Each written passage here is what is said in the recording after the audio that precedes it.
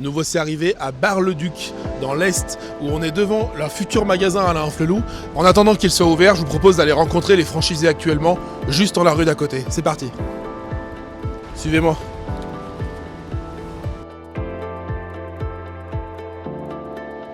Bonjour Émilie. Bonjour Maxime. Bonjour Charles. Bonjour. Merci de nous recevoir ici à Bar-le-Duc, dans votre magasin qui va bientôt changer d'adresse. L'objectif de ce moment, c'est de partager vos points de vue sur comment vous exercez votre métier, comment vous en êtes arrivé là, et comment on pourrait faire évoluer les choses, puisqu'on va confronter le point de vue de 40 personnes à peu près sur ce reportage, un peu de partout en France, avec différents profils, des chefs d'entreprise, des salariés, des responsables de magasins et des étudiants, vraiment de tout. Pas de mauvaise réponse, c'est votre point de vue qui nous intéresse. Pour mieux vous connaître déjà, est-ce que vous pouvez vous présenter? Ce qui nous intéresse, c'est de savoir ce que vous faites aujourd'hui, bien sûr, mais aussi comment vous en êtes arrivé là, Ouais. l'année du diplôme et l'école, ou en tout cas votre parcours. Pour le coup, alors moi c'est un parcours un petit peu atypique par rapport, on va dire, aux personnes qui passent leur diplôme via une école pour avoir leur BTS. Moi effectivement c'est l'optique qui est tombée à moi en 2007. Où j'ai quitté mon métier d'éducatrice pédagogique et scolaire, où j'ai dû refaire une reconversion. Et je suis tombée par pur hasard sur une annonce. Okay. Monteur-vendeur en optique chez Afflelois à Bar-le-Duc, où on est encore actuellement. Excellent. Tout à fait. Donc ça c'était en quelle année? En 2007. Ok. 2007, donc on m'a engagée en CDI aussitôt et j'ai fait mes galons. Jusqu'en 2014 où j'ai repris la responsabilité du magasin et 2019 où j'ai passé mon diplôme. Voilà. Et donc en VAE, tout à fait, sur 18 mois. Et on a eu l'occasion, on a eu une proposition de rachat avec Charles qui est arrivé en 2016 pour devenir chef d'entreprise.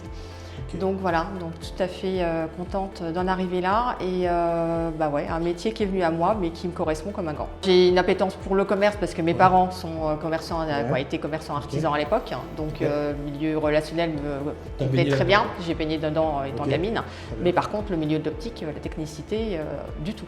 Donc aujourd'hui, on peut dire que tu connaissais rien à l'optique et aujourd'hui ce métier-là te passionne. Ah tout à fait, c'est clairement. Ouais. Et toi Charles? J'ai eu un peu plus classique, j'ai fait mon BTS à Nancy. 2-3 magasins pour commencer, me faire un peu la main. Quelle année le BTS? 2016. ISO? Oui. Okay. Voilà, à Nancy. Et puis j'ai fait quelques magasins et puis je suis arrivé ici fin 2016 et puis je n'ai pas décollé. Vous êtes associés? Voilà, c'est ça. Du coup on a déjà travaillé ensemble et là on s'est associés récemment, du coup on est vraiment liés. Très bien, c'est bien.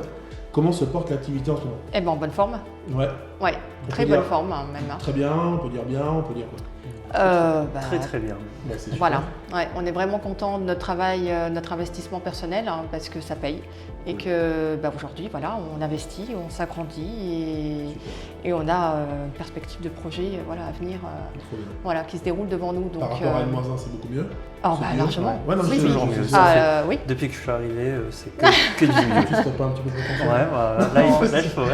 C'est trop bien, ça fait trop plaisir, c'est cool. Ouais. Aujourd'hui, on va dézoomer un petit peu de votre magasin et je vais vous demander comment vous voyez le marché de l'optique. C'est-à-dire que si vous dites à un jeune qui veut faire opticien, le marché de l'optique c'est bien parce que, mais c'est pas bien parce que. Moi, ça reste comme le côté polyvalence du métier, malgré tout, même si ça a peut-être un peu perdu, que maintenant il y a beaucoup de paperasse, beaucoup de mutuelles. On a quand même quelque chose en contact avec les clients, de l'atelier, des examens de vue, ça reste quand même assez diversifié dans l'ensemble. Ok, et le point noir? Ce qui t'embête le plus? La paperasse, du coup, je file ça à Émilie. Ouais, ok. Voilà, on se répartit bien les rôles, tout à fait, 50-50. Mais sur le. Ouais, c'est ça c'est ce qui t'embête le plus finalement. Ouais, dans mon métier, c'est ce qui me plaît le moins. Ok, très bien. Ouais, et toi, tu es d'accord avec ça? Tu as d'autres choses à rajouter? Clairement, après, notre métier, effectivement, notre cœur de métier est être au plus près du client pour trouver ses besoins et l'équiper comme il faut, et de prendre la prise en charge de la santé visuelle à proprement dit. Pour moi, je ne me vois pas comme une vendeuse de lunettes. Ouais. On est vraiment là avec une ordonnance entre nos mains et on a effectivement, je trouve, un rôle hyper important. Tu dirais que c'est un métier valorisant? Clairement. Ça, c'est le point Clairement, fort, moi j'ai l'impression vraiment de pouvoir aider mes clients à avoir un confort au quotidien de par leur activité. Et ça c'est essentiel dans notre métier et je trouve qu'il n'est pas assez mis en avant. Je suis d'accord. Et par rapport aux jeunes, c'est... Sur ce marché-là ce qui m'agace effectivement le plus, 2 points. Le premier c'est effectivement les réseaux mutuels. Je pense que je ne suis pas la seule à le dire. 100%. Qui casse un petit peu effectivement notre métier dans la manière de concevoir les choses et le manque de communication, de lien avec les ophtalmos. Parce que je trouve qu'on pourrait avoir un travail, un duo formidable, parce que nous on voit des choses qu'eux n'ont pas le temps de voir et il n'y a pas d'échange, il n'y a pas de communication. Et ça, moi ça me gêne beaucoup. Ok. Pour le coup. Ok, on reviendra sur les réseaux juste après. Ouais. Est-ce que actuellement, on va parler juste après, est-ce que vous rencontrez des difficultés dans l'exercice de vos fonctions de chef d'entreprise déjà et dans l'exercice de vos fonctions d'opticien? Personnellement, non. J'ai Non, pas on est l'impression bien d'avoir des. Non. Opticien heureux. Voilà. Ah ouais, Ouais. On parle du recrutement. on va y arriver bientôt. Comment vous voyez les choses par rapport au recrutement? Nous, ça va être difficile de déléguer un petit peu. On est tellement habitués à travailler comme En on binôme. l'entend, voilà, tous les deux. On a des tâches complémentaires, donc voilà, c'est très bien. Puis de Ça va être manière, difficile va de quoi. déléguer. Vous sentez que ça va être difficile de recruter? Pas Alors on a des l'impression, pistes, mais après voilà. c'est vrai qu'on n'a pas été confronté jusque maintenant. Après on a la chance effectivement d'avoir déjà Laurine qui est en licence optométrie l'année prochaine. Et puis voilà, peut-être en local pouvoir trouver des personnes. Mais ça vous inquiète pas plus que ça? Non, ce qui m'inquiète c'est surtout d'avoir quelqu'un qui puisse rentrer dans notre manière de concevoir notre métier. Là c'est plus, voilà, nos clients, moi ça fait 17 ans que je les connais, donc ils viennent aussi pour la franchise à Flelou, mais pour nous aussi. Et il ne faut pas changer cette manière de voir, d'être au plus près du client. Voilà. Ça me fait poser une question qui n'est pas prévue, mais vous estimez que les gens viennent pour Flelou d'une part, pour vous d'autre part, et vous estimez que c'est quoi la part? C'est une très bonne question. Ouais. Je vous Je donne pense, mon avis, mais Ouais. c'est quoi le vôtre? j'ai Alors, jamais. Je pense que du coup, les clients, enfin sans compter les clients du coup qu'on a déjà, mais plutôt faire ça par rapport aux nouveaux clients. Aux nouveaux clients? Ouais. Peut-être qu'il y a quand même beaucoup de bouche à oreille, Ouais. mais ça reste quand même principalement l'enseigne à Flelou, je pense qu'il nous Je rapporte. dirais Ouais. quoi? 70% à Flelou, Ouais, 30% vous? peut-être, ouais. Plus, Ouais, non? je dirais peut-être 60-40. Ouais, c'est ça, ouais. C'est une question? Alors Parce que pourquoi? pense pas parce Je que vais te j'ose pas, répondre. parce que moi, je Ouais, suis tout à Flelou. fait. Mais j'ose avec Mais vous, après, nous ici, on est quand même une ville très rurale. Ouais. Et tout se sait très rapidement. Ouais. Donc effectivement, le bouche à oreille, on fait un travail qui correspond aux attentes, ça se divulgue très rapidement. Et à partir de là, c'est beaucoup des personnes, on vient parce qu'on nous a dit. Ok. Voilà. Après, ils Donc, tu découvrent dirais la 60% franchise et à après, il y a Flelou, la tâche. Oui, après vous les fidélisez vous, c'est Tout normal. à fait. Voilà. Mais 60%, enfin 60, entre 60 et 70%, Ouais. ok. Ouais. Mais moi je suis d'accord avec ça. Voilà. Mais ça dépend du magasin. Il y a des magasins dans lesquels je suis pas. Ouais. Je m'appelle machin. Mais clairement, cette montée, effectivement, nous, de notre clientèle, au premier abord, c'est à Flelou, bien entendu. Après, nous, on a fidélisé, effectivement, avec notre manière de concevoir les choses Ok. en magasin et de la clientèle qu'on a ici. Est-ce que vous avez mis en place quelque chose d'innovant, quelque chose que vous qualifiez d'innovant? D'innovant, j'irai pas jusque-là, mais en tout cas, on a à cœur de pouvoir vraiment montrer notre métier au plus profond. Donc, c'est-à-dire que ça nous est déjà arrivé d'amener des gens à l'atelier pour nous montrer un petit peu le côté technicité, ou même des enfants viennent avec nous ou quoi que ce soit. Bah, c'est innovant ça. Alors, on aimerait bien le concevoir en tant qu'atelier dans le futur magasin, parce qu'on aura plus d'espace, d'avoir une interaction vraiment plus profonde avec nos clients, parce qu'on a des fins techniciens qui nous posent des questions pointues. Donc, on prend le temps d'y répondre, mais autant y répondre sur du concret, sur de la pratique, et pourquoi pas accueillir le client dans le montage de ses lunettes, de les concevoir. Génial. Donc, de montrer notre métier, qui n'est pas simplement choisir une lunette et monter des verres et livrer. C'est quoi votre méthode pour recruter de nouveaux clients? Vous faites peut-être partie de la sauce des commerçants. Est-ce que vous faites autre chose que bien faire votre métier? J'en reviens toujours à ce que je disais, le côté rural. Il faut qu'on soit pareil, que ce soit en magasin ou à l'extérieur. Bah oui. Voilà, quand vous croisez des gens dans la rue, même si vous ne les connaissez pas, c'est un sourire, voilà. Et tout ça fait que de fil en aiguille, on capte le regard des gens et la sympathie. C'est ça. Et après, il faut être très empathique et avoir aussi beaucoup de pédagogie vis-à-vis des clients, d'être à leur écoute en premier lieu. Et après, je veux dire, le fil conducteur, ça fait tout seul. Quel est votre avis sur la formation aujourd'hui qui est donnée par les écoles d'optique, aujourd'hui ou avant, peu importe, parce que du coup vous avez tous les deux un parcours différent, mais quel est votre avis sur la formation? J'ai fait 2 écoles, j'ai commencé à Autange Ok. là-haut, et c'est vrai que je trouvais qu'ils apprenaient un petit peu plus le travail, genre tout ce qui était magasin, atelier. C'était alors que à l'ISO, bon, c'était un peu Théorie. très théorie voilà, on suit le programme et voilà quoi, c'est fait. Donc ça manque un petit peu de pratique en magasin et peut-être que les 6 semaines de stage, ça suffit pas en fait.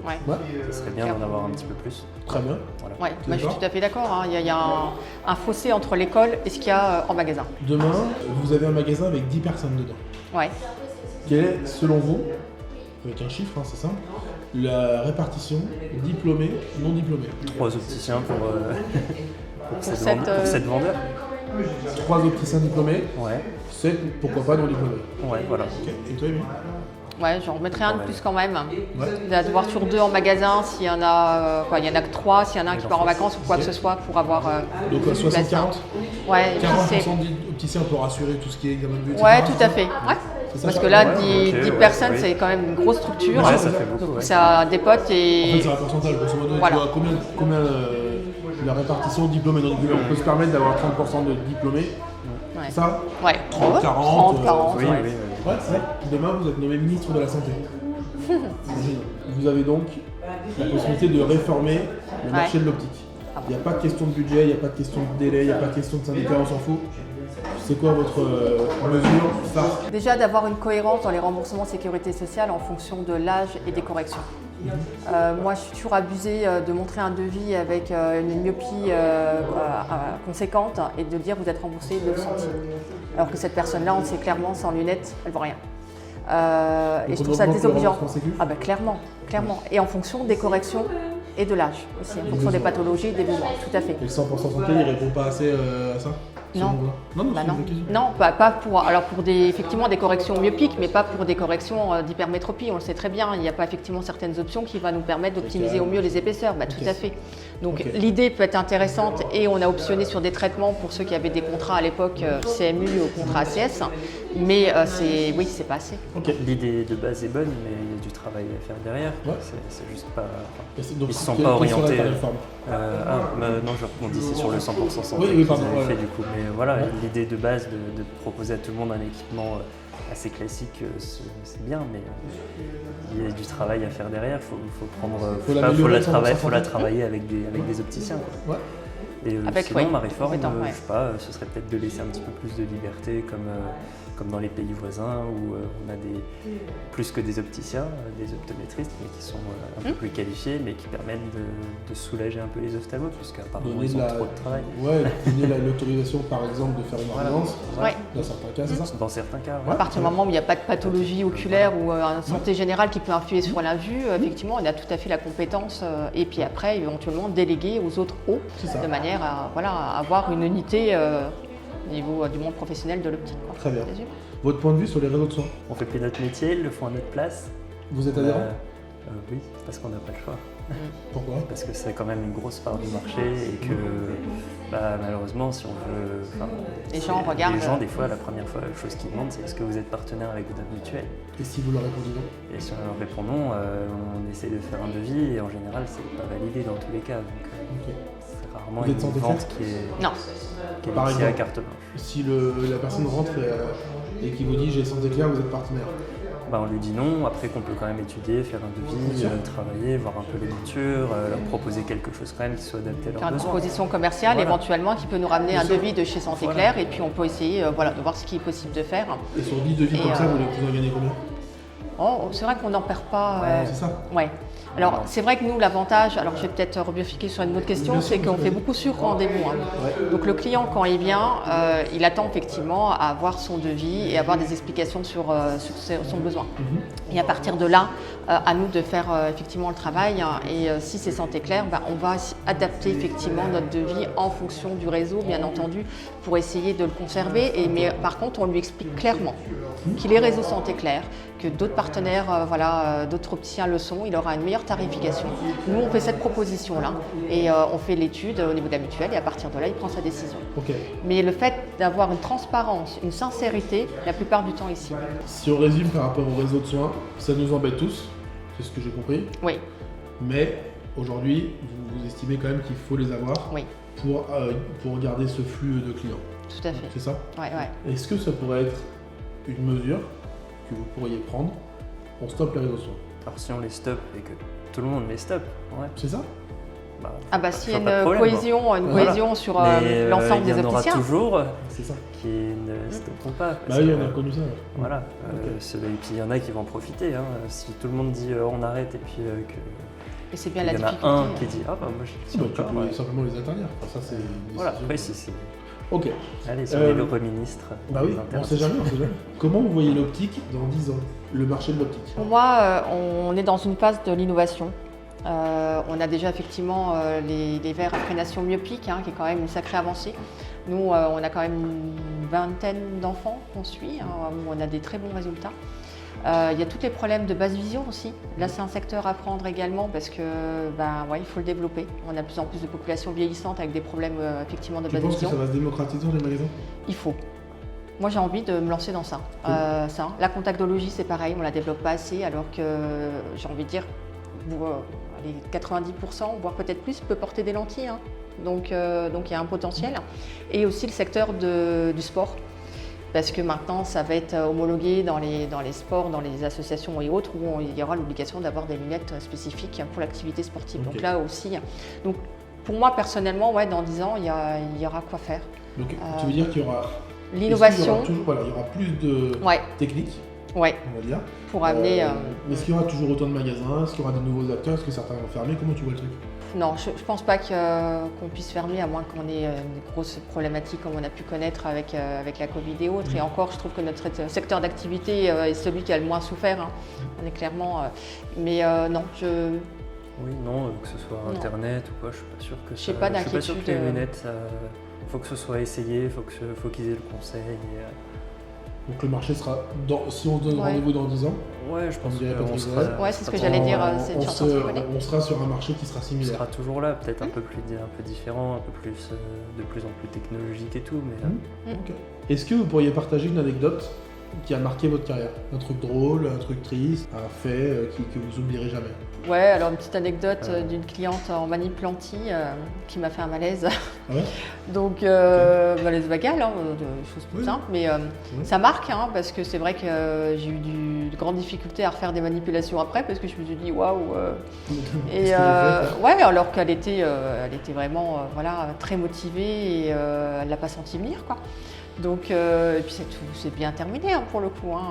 Comment vous voyez l'évolution de l'opticien qui sort de diplôme aujourd'hui par rapport à l'opticien qui sort de diplôme il y a quelques années ou que vous auriez pu connaître dans votre carrière?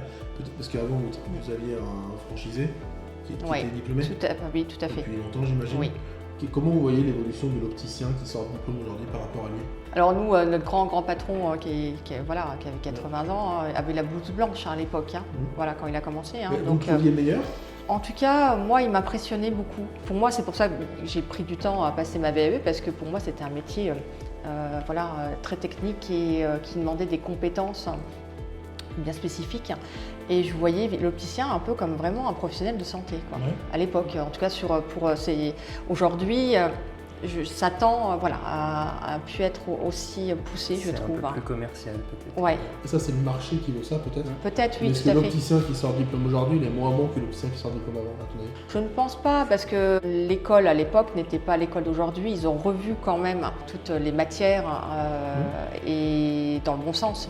Donc nous, Laurine, notre apprentie qui sort de BTS, a effectivement toutes les compétences déjà pour faire un examen de vue sans problème. N'est pas moins bon, pas meilleur. Du tout. C'est simplement le contexte qui est un peu différent. C'est ça. C'est le contexte, tout à fait. La question d'après, il n'y a pas de mauvaise réponse.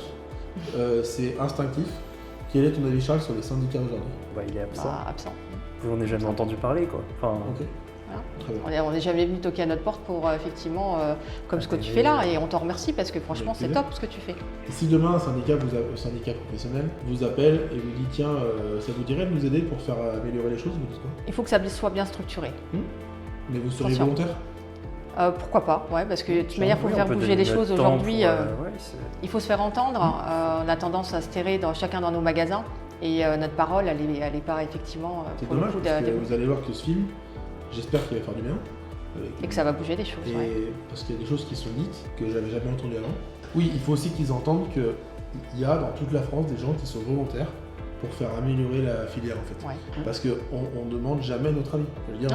Et puis quand on fait des réunions qui durent 2 heures et qu'à la fin on dit on verra, ça n'avance pas. C'est ça. Voilà. Si c'était à refaire, Charles, est-ce que tu ferais la même chose?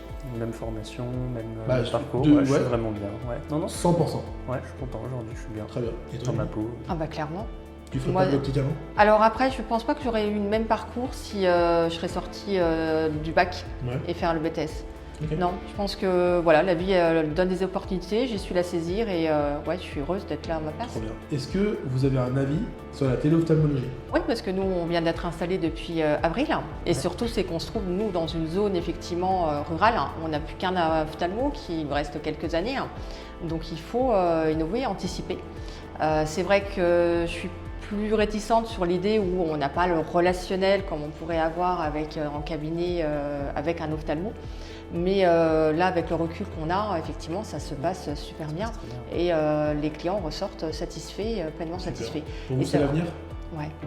Oui, il faut. Vous mettez en place des choses dans la démarche RSE, responsabilité sociétale des entreprises, l'écologie, le handicap, tout ça. Ouais. Vous mettez des choses en place aujourd'hui ou pas? Après, oui, on fait pour des associations, des collectes de montures, tout ce qui est calibre en matière un peu recyclée, plutôt. Voilà, vous en faites quoi des calibres? On fait de notre tri, effectivement. Après, nous, on a effectivement avec Afflelou, la borne de recyclage avec Afflelou qui est quand même bien pratique. C'est la démarche RSE. Dans votre prochain magasin, par exemple, vous pouvez mettre un circuit d'eau fermé, tout à fait. Pour info, j'ai rencontré un mec là pour mon road trip par an, il n'utilise que 30 litres d'eau pour ses monteurs. Juste l'évaporation. Ok. Tu vois, il remet jamais d'eau. Tu tailles ton verre, l'eau elle est filtrée, elle est pompée, elle revient. Ah bah ça oui, c'est quelque chose qui m'intéresse énormément. Tu vois, un opticien sur 4 qui est très à fond là-dedans, et les autres, on est quand même en retard. Ouais, tu sens que... mais nous, on est en retard, mais nos fournisseurs le sont encore plus. Quand tu reçois une monture, dans un carton, il y a une monture. Ah bah, on est d'accord, à chaque fois on se le dit. C'est ça. On se le dit. Nous, ça remplit nos poubelles jaunes et nos poubelles de carton, et au final, on se dit, pour que ça. On a l'idée, avec certains opticiens, d'écrire un book des best practices. Que vous soyez indépendant, sous enseigne, c'est, tiens, tu viens d'être diplômé, Laurine, je t'offre le livre des bonnes pratiques de l'opticien, qui a été écrit par 40 opticiens en France. Déjà, première question, est-ce que vous êtes volontaire pour nous aider à faire ça? Moi, oui. On peut donner des idées. Bonne pratique numéro 1 selon toi. Qu'est-ce qu'il faut faire ou être pour être un bon opticien? Pour moi, c'est essentiel, c'est d'avoir effectivement une bonne écoute, et ça, c'est pas inné. Ça s'apprend pas à l'école. Pour moi, c'est la base, c'est de savoir écouter, et pas effectivement... Mais écouter pour de vrai. Ouais. Pas faire semblant d'écouter. Pas faire semblant. Oui, mais c'est ça. Ouais, ça peut s'apprendre. C'est-à-dire que par des jeux, effectivement, des rôles, des jeux de rôle et des choses comme ça, on peut très bien décortiquer les choses, tu vois. Là, tu as bien entendu ce qu'il t'a dit. Et là, pour le coup, non. Alors, mais plus dans le jeu de rôle. Le jeu de rôle est essentiel. C'est comme le théâtral, et c'est là qu'on apprend, de toute manière. C'est dans la pratique. On ne va pas apprendre en lisant effectivement bêtement un livre. Mais la pratique, c'est essentiel. Si on allie ça à un fin technicien, on a une bonne équipe et un magasin qui marche. Donc, une bonne écoute et une bonne technique. Voilà, parce que la technique, finalement... Des bonnes lunettes, de la bonne qualité, être fier de son produit. Voilà, ouais, tout à fait. Est-ce qu'il y a quelque chose que vous voudriez rajouter? C'est un métier qui peut être passionnant si on s'investit pleinement. On s'ennuie jamais? Ah bah clairement non. Chaque client, c'est une histoire différente. C'est ça. Un choix de monture différent, avec un vécu différent, avec après des corrections, des techniques effectivement à l'atelier. Donc tout est du sur-mesure au final. Et c'est ça qui est top au final. On écrit un livre à chaque fois avec nos clients. C'est cool. Charles, un mot à rajouter? Un métier à venir découvrir. Le salaire d'un opticien qui sort de diplôme, vous diriez que c'est quoi ici? On va dire entre 1006 et 1008 par chez nous. 35 ou 39 heures? On va être sur du 39. Ouais, c'était ça, je crois. Ouais, c'est ça. Je ne me trompe pas. Maintenant, on va passer aux questions du tac au tac. Et comme vous êtes deux, il faut répondre en même temps. On va voir si vous avez le même avis. Wow. Vous êtes prêts? Eh ben allez, c'est parti. Ray-Ban ou Persol? Persol, ouais. Atelier ou examen de vue? Atelier. Chemise ou polo? Polo. Faut répondre. Rof ou fneuf? Rof. Montage à chaud ou montage à froid? À chaud. Ok. On dit un concurrent ou un confrère? Un confrère. Ok. Métal ou acétate? Acétate. Bon, métal. Ouais. Vous préférez le Silmo ou le Bido? Silmo. Avant le Covid ou après le Covid? Ah, bonne question. Nous, on est pareil. Non, quoi qu'il y ait rendez-vous, c'est mieux. Après. Ouais, c'est vrai. Après Covid. Ouais, après Covid. Avoir -8 ou avoir +8? -8. Cosium ou Pro-Optique? Deuxième. Causium. Vous préférez être seul dans un magasin de 150 mètres carrés ou 15 dans 50 mètres carrés? Seul. Seul. quand même. Ouais. Ok. Faire l'inventaire du magasin ou gérer les tiers payants? Inventaire. Tiers payant. Vous préférez boucher ou du verger? Oh la question. Loucher, quand même. Ouais. Ouais, pareil. Faut choisir. Ah ouais, non, je me vois pas. Ouais. Voir double ou voir la moitié des choses? Non, double. Double, ouais. 2 fois Ok. plus de plaisir. De quoi? 2 fois Faut plus de plaisir. Ça dépend pourquoi. Ouais, c'est ça. Former ou être formé? Non, Formé, hein. Ouais. Bah, clairement, oui. On dit un client ou pas? On dit un client quand même. Ouais, on dit un client parce que ouais, on se retient quand même. Hein. Vous préférez vous planter un tournevis dans le doigt ou changer des plaquettes toutes vertes bien dégueu là? Ah, les Ah, plaquettes bien changer, dégueu. ouais. Ouais. Ouais. Et enfin, vous préférez liker le road trip de l'optique ou liker le road trip de l'optique? Allez, on like. Bah, on like. Ok. Double like. Merci beaucoup.